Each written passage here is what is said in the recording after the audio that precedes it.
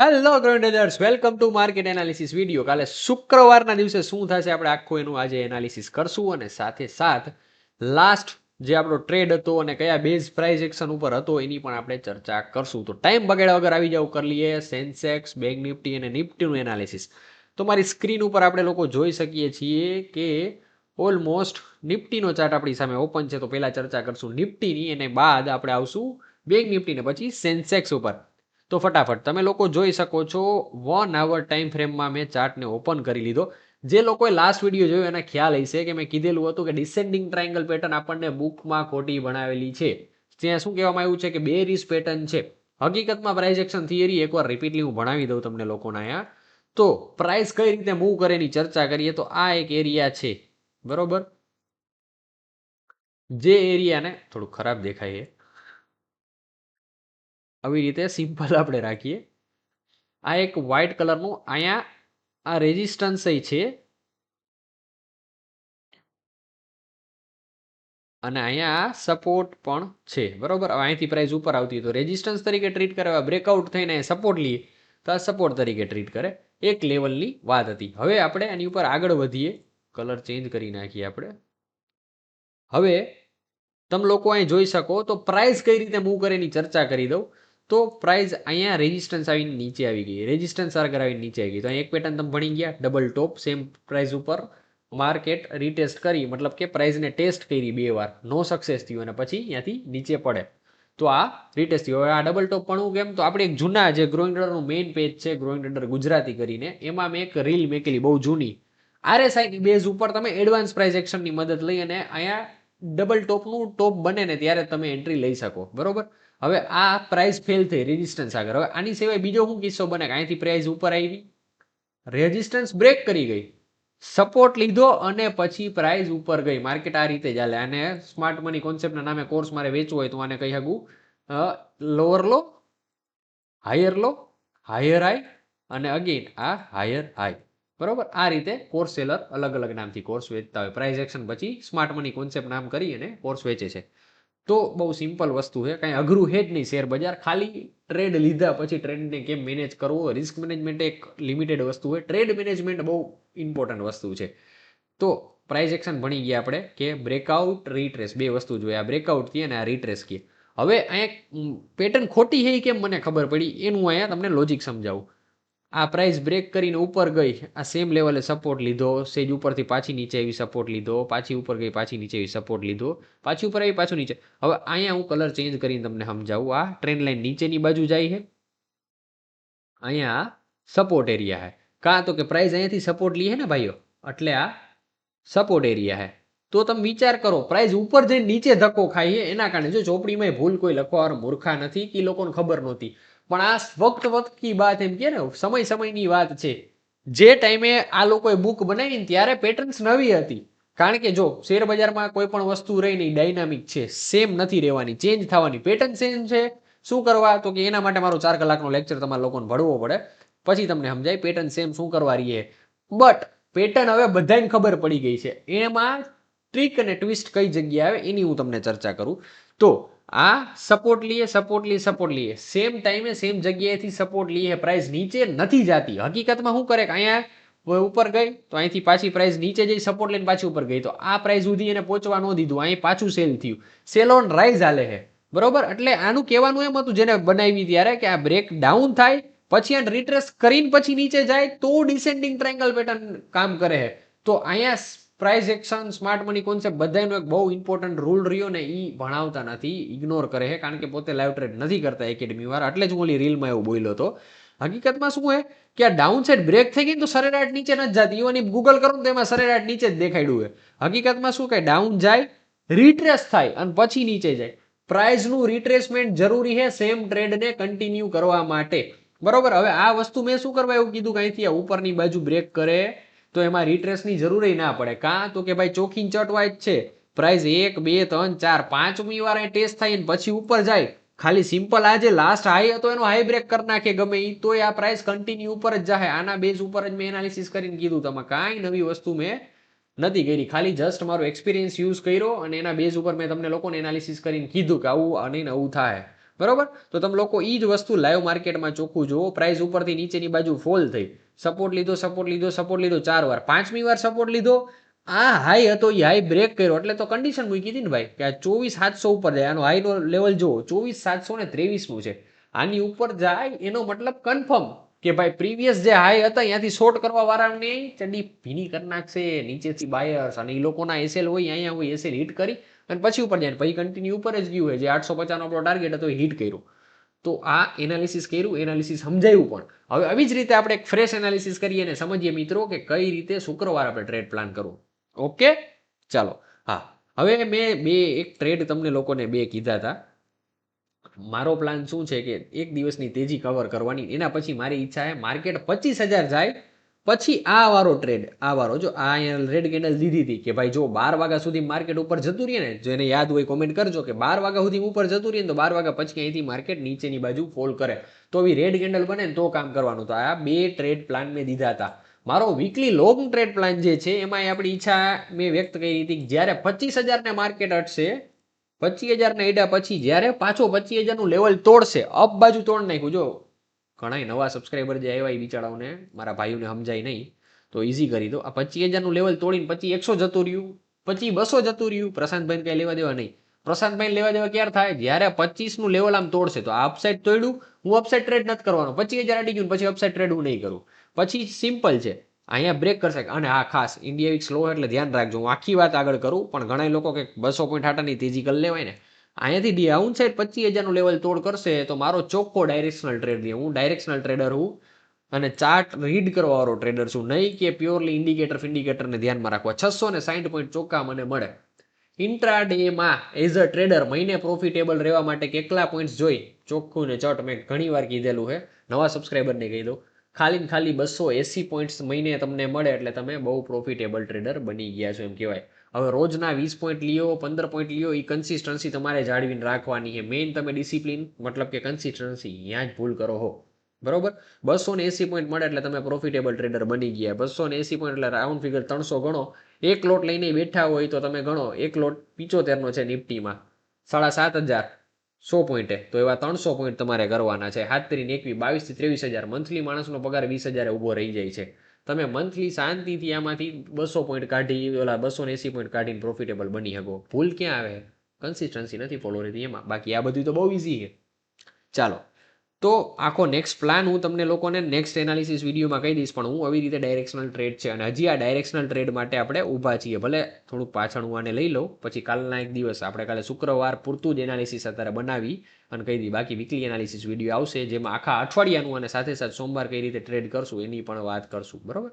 ચાલો, તો સોમવાર પૂરતી વાત આપણે શુક્રવાર પૂરતી વાત કરવાની હોય ભાઈઓ. તેમાં તમારે લોકોને જોવાનું રહીએ આપણો ભાઈ કોનો? નિફ્ટીનો ભાઈ એસજીએક્સ નિફ્ટી. એસજીએક્સ નિફ્ટી જોવા જાવ જે અત્યારે છે ગિફ્ટ નિફ્ટી, એસજીએક્સ એટલે સિંગાપોર નિફ્ટી કહેવાતું.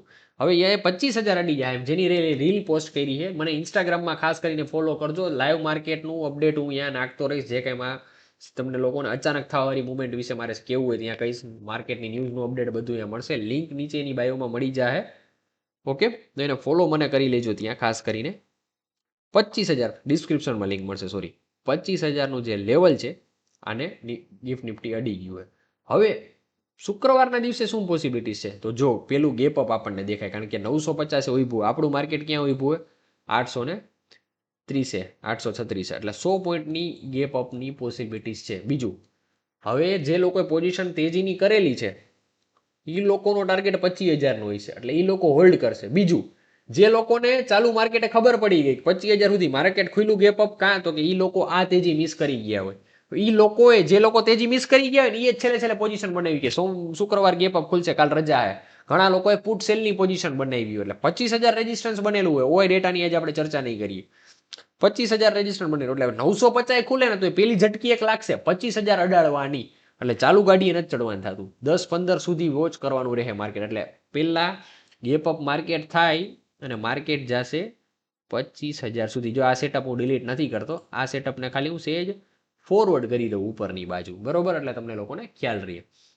ચાલો, 25,000 અટશે, વધીને 25,100 અટશે, કારણ કે અહીંયા રેઝિસ્ટન્સ બનેલું છે એટલે 25,100 અડવાની પોસિબિલિટીઝ છે મેક્સિમમ.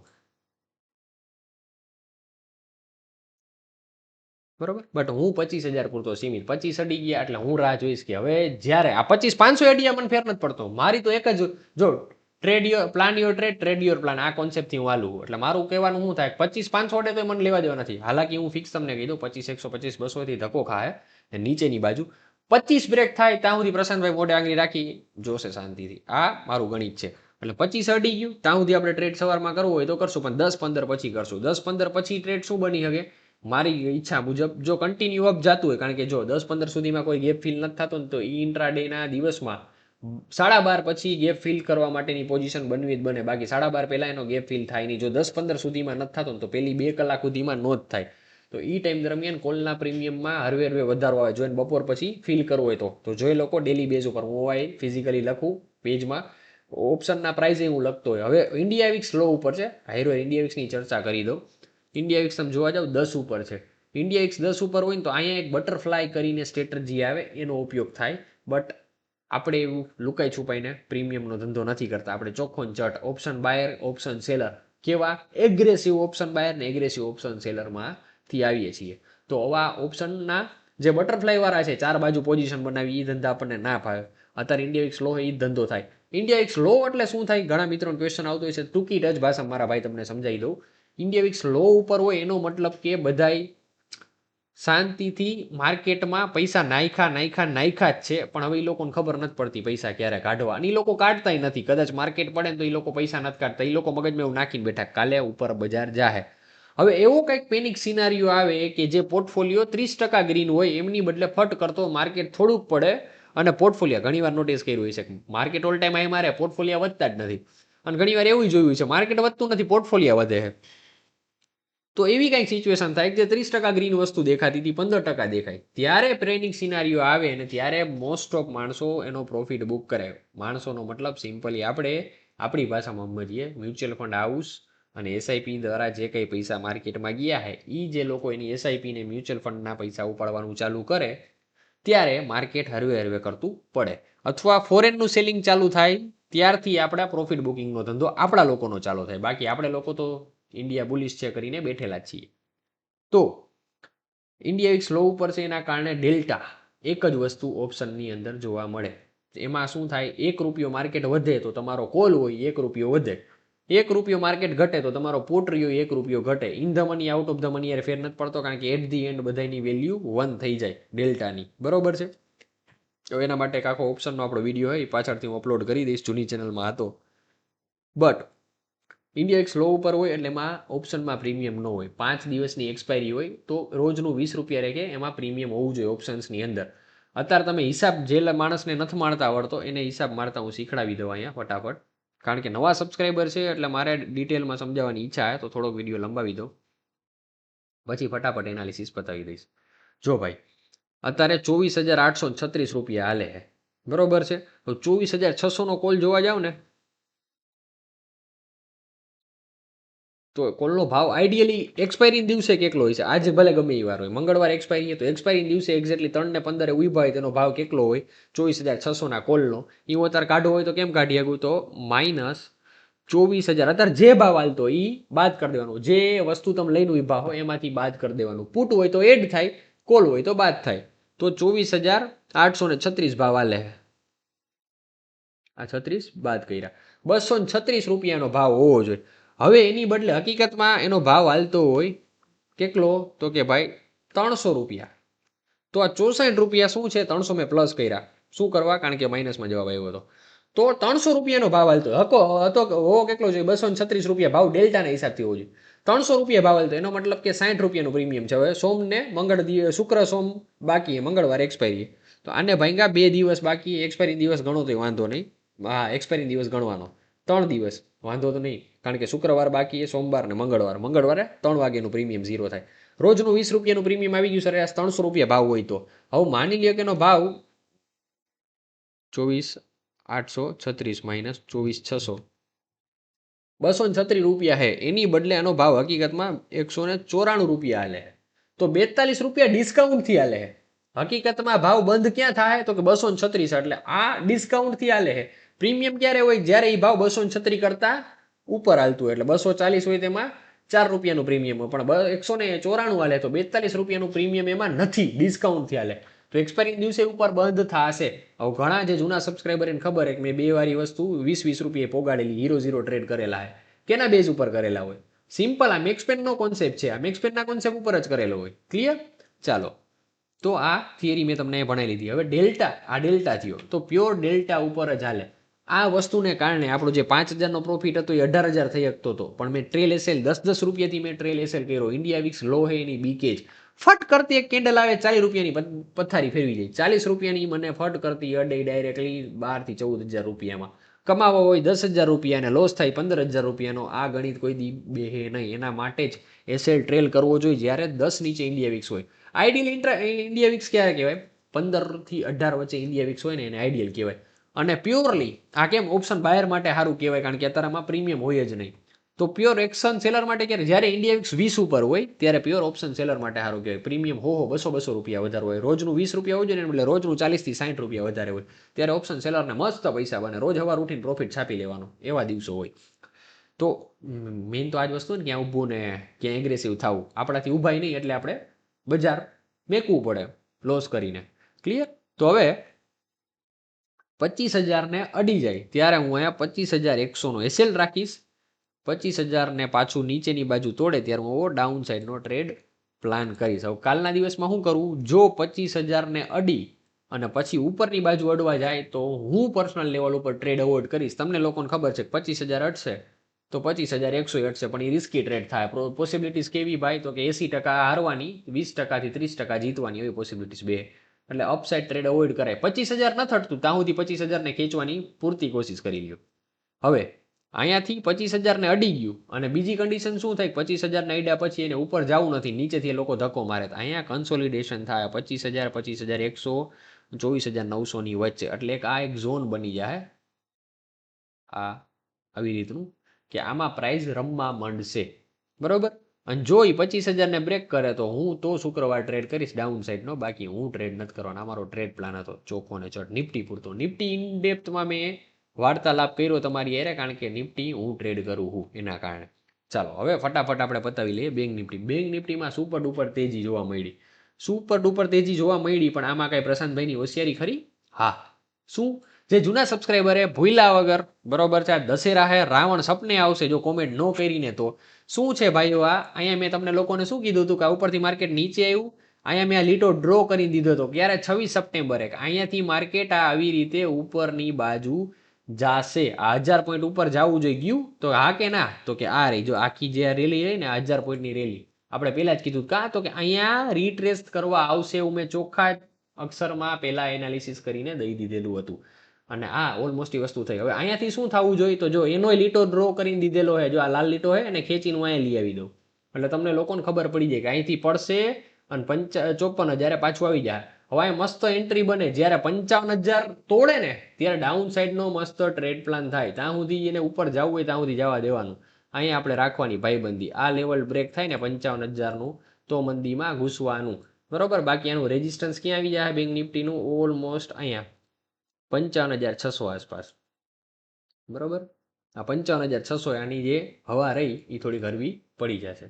એટલે આને ઉપર જવાનું લેવલ આપી દો કોઈ તેજીમાં હોય ને, તો ક્યાં સુધી ઓટકાર લઈ શકે? તો કે 55,600 ઓટકાર લઈ લેવાનો. બાકી આ લીટો ડ્રો કરીને દીધેલો છે, કાંઈથી આ નીચે આવશે. વાત થઈ ગઈ બેંક નિફ્ટીની, પણ તમને અપસાઇડનું લેવલ આપી દીધું, કારણ કે ડાઉન સાઇડની વાત સોમવાર પછી જ આવશે.